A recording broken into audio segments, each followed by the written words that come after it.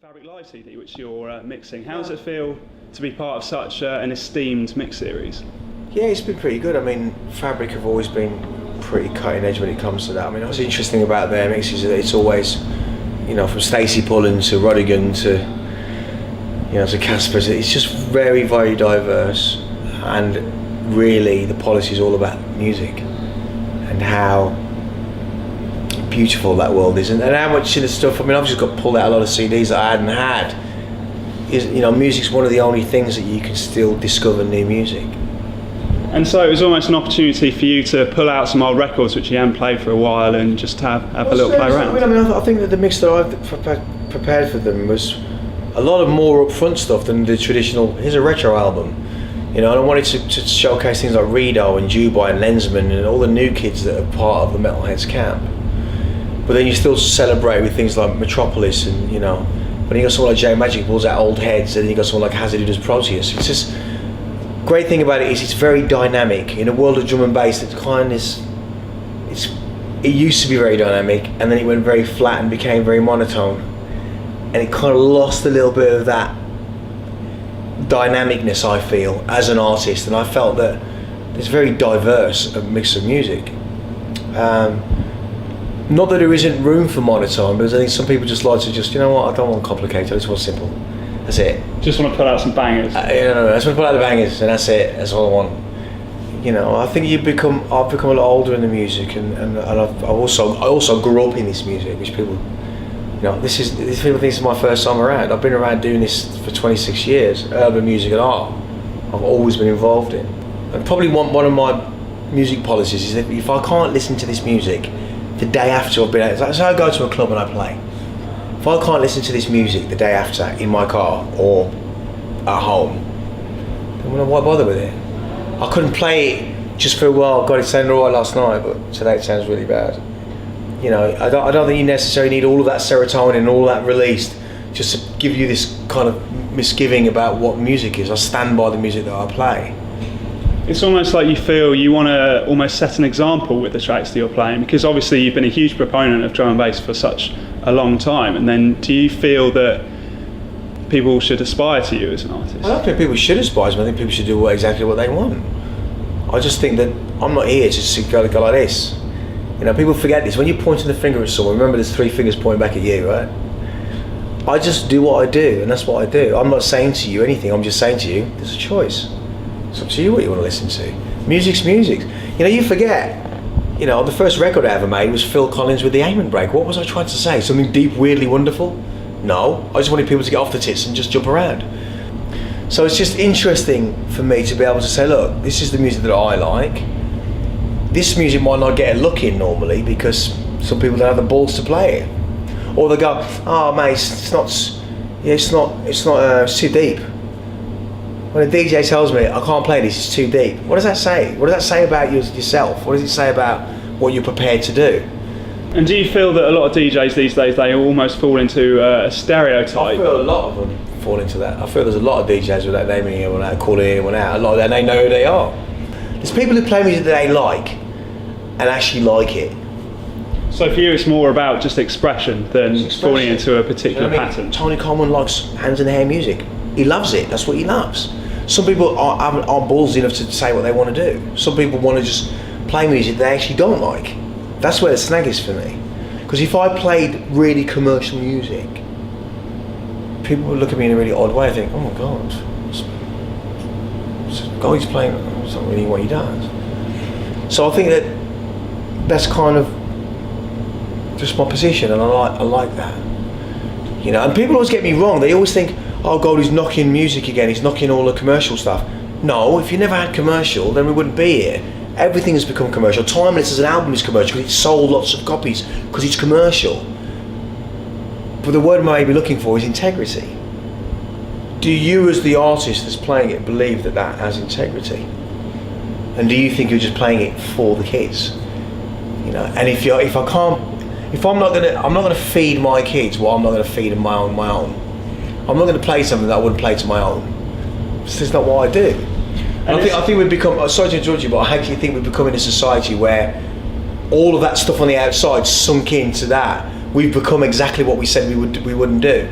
And all genres go through it. Dubstep will go through it, drum and bass went through it, house went through it, techno went through it, everything's gone through that. And it's almost now like there's so many subgenres of so many different kind of extensions that it's almost like people lose sense of where they are in music. The glass has to shatter. The branches of the tree have to grow. There are different subdivisions for that very reason. And even you've got new things like dubstep, which is great because you've got like a legitimate child of drum and bass music, really. Where we were, the bastard child outcast of house music. You couldn't even touch us with a stick. That's how bad we were. You couldn't play us on the radio. I think there was a time when you can get really arrogant with it and you think, oh, record companies, yeah, fucking great. Ferraris, cars, Bentleys, yeah, whatever. It just all goes and comes. It's one of those things, I've gone through all of that. Been there since it got the t-shirt. You learn with experience, and I've been here long enough to see all the changes in this music. And also you can become a little bit more humble with it and appreciate that there's some young kid out there hearing a record for the first time. And it might be the roughest bad, that's it, bass, it's just what it is, that's what it is. Because I did the same thing, going back 18 years. It's almost what's driving that is your real belief in the music that you're playing, which is perhaps lost on some DJs. Do you feel that your beliefs in music have changed a lot since you got started, or is it still stemming from the same thing? My beliefs in music are the same now as they've ever been. They've never changed. You can put me on your box of Wheatos in a shiny suit, with a gold jumper on, with a pair of shiny shoes, doing the rumba. Put the 100 grand in my bank, put my kids through school, see you later. But me as an artist and as a painter and as a guy that makes music, or alchemy if you like, will never be compromised. Because that's what I do. I have my day job, which is TV and work and doing all that stuff. The entertainment industry, make them laugh, that's what I do. Because I'm not going to let that come into this life, because it's what I do. Well, that's really interesting, because you've obviously become incredibly famous for the TV and the film work that you've been doing, but it's almost like you see that as a profession, whereas the music is something where you're still, it's all about the love. I'm a joker, I'm a clown, I'm a Heyoka Indian. I'm one of those people that, one of those individuals that will always do that. I was shaking hands with the Queen 3 weeks ago. You'd have told me when I was 9 years old if I would ever be anyone, I would never be anybody.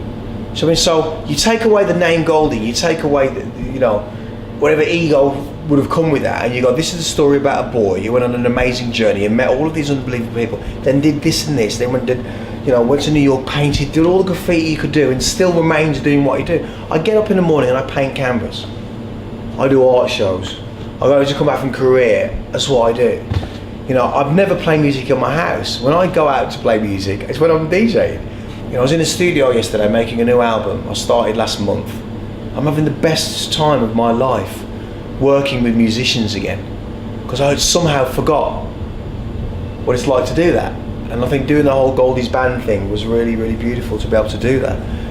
Because it reminded me. I think that's all it is with me. I just need to be reminded. We all do. We're great hard drives, but we got very little memory. We seem to forget things very easily. Someone shows you a photograph and you go, oh man, that picture, that's when we were in that place, right?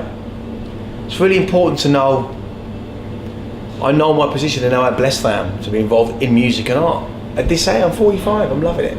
Well, it was certainly a very supportive project, the Goldie's Band by Royal Appointment series. Do you think that young people receive enough support to pursue music and creative careers? The support that young people get is that we've all become... Let me ask you a question. Bring it on, I'm ready. You're in a pub and a fight breaks out. First thing you do is want to watch the fight, right? Usually. Be honest. Guilty. But if that guy who's fighting turns on you and looks you directly in the eyes, comes towards you, what do? You get scared at you. Okay. But we allow it for X Factor. We allow it to go, oh boo, get him off. We put them up on that stage just to crush them, like the fucking Romans. And we do it, and we call it the entertainment industry. But you wouldn't do it to your own. I wouldn't feed my own that shit. Drum and bass music and about all this music is to a certain degree isolation, but you go together with people. About sharing with someone, about sharing a vibe about music. And working with young musicians, and I think what was great about the program was reminding me, hey man, when you're in a studio it becomes internalised and you forget about working with people. And I think it's very important. That's my own journey, might not be everyone else's experience. But it's really good to understand that in a mentoring role, that having all the riches is one thing, but having the wealth is another. And I think it's very important to be able to say to people, look man, you've got an incredible talent. You might not have the social skills to deal with it, but this is how you deal with that. You've referenced your upbringing a number of times since we've started speaking, and I think something which is really impressive about your career is you seem to have just made it all happen for yourself. Yeah, but I've got mentors. I just did a documentary about this, which is really quite phenomenal. This is from a company called Red Bull, which is amazing. And I have mentors and still do. You know, I painted a canvas 10 days ago with my old art teacher that inspired me to, this is when I was 15 at school. Do you know what I mean? Because I'm not scared to reach out and say, man, thank you so much for the inspiration. You know, I couldn't really voice my opinion for many years in care. You go to say something, you think I should have said something, but you don't, because you get suppressed by people. You fucking say anything, you know, you're gonna not go on for the weekend, or just people just fuck with you. You know what I mean? Like, and you sacrifice weekends, going home to a broken family and all this other stuff. Great thing about it is that I learned it the tough way, and that no one really can't take that away from me. You know, when you're 9 and you're being moved from one place to another, and you think you're never going to see these people again, and that's it, the end for you. And then some fucking smart journalist goes, so what's it like wearing your heart on your sleeve, and how tough is it to make a record? I'm like, fuck off. Are you having a fucking laugh? I've had it hard, mate. This is easy. This is the fun. It's interesting you say that you felt almost repressed in some way when you were going through that process, because an aspect of your music that I think made you successful is that aspect of rebellion and like pure aggression and energy. Has to be. You always say that when you make music when you're young, it's all angry and rebellious. When you make it when you're older, it's all love ballads. It's true.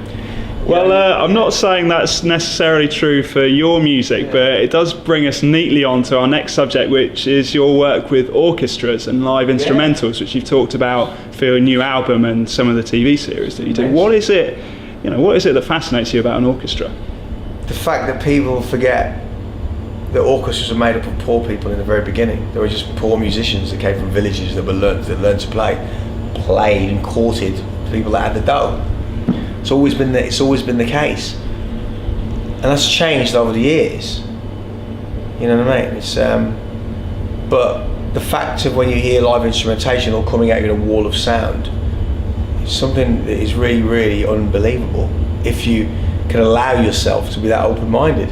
You know, when I was seeing Bjork and I got into Goretzky, Goretzky's still probably one of the finest composers. He died, unfortunately. 8 months ago, I managed to get an autographed score of his, I think, Symphony of Sorrowful Songs, which was an amazing 3 pieces of music. Just, you know, that's what inspired me to do Mother. It's what inspired me to do a lot of things. I just do believe that coming from the other way around, the synthetic kid that came out the other way from a drug-fueled 90s, 80s and 90s, you know, I just appreciated and learned how to be able to do what they can do, and learned that and printed it in my head and started to realise I can do this. And I was looked down on by some people in the orchestra. Oh, who's this kid going to try? And I'm like, have this then. Yeah, you're all right with that. Something that strikes me about sitting down with you now is you've still got that raw energy and drive to achieve, you know, what you want, and that it still stays true to what you were doing 20 years ago. You never arrive. People forget this. In the media, you arrive, and everyone goes reads. I've had people read things about, oh, I fucking hate that guy. Why do you hate me? Because I'm a projection of yourself where you'd like to be, or do you hate me because you actually don't like me? It's a difference. And I used to hang on people like, oh, I fucking hate that guy. Why? Because he's better than me? I used to look at graffiti writers that were better than me. And I used to go home and sit to myself and think, the real reason is because you could be better. So that's what's driving you, you're trying to achieve that be a better person. Perfection, if you like. You'll never get perfection. There is nothing better than the imperfect circle. Every computer program in the world that can draw computer circles, it's great. You get a near good hand-drawn circle, and it just looks far better with the naked eye than a computer circle. And that's how it is. I've always been that way. You know, and I think let's start with Bikram yoga. I'm always going to be trying. You never do yoga.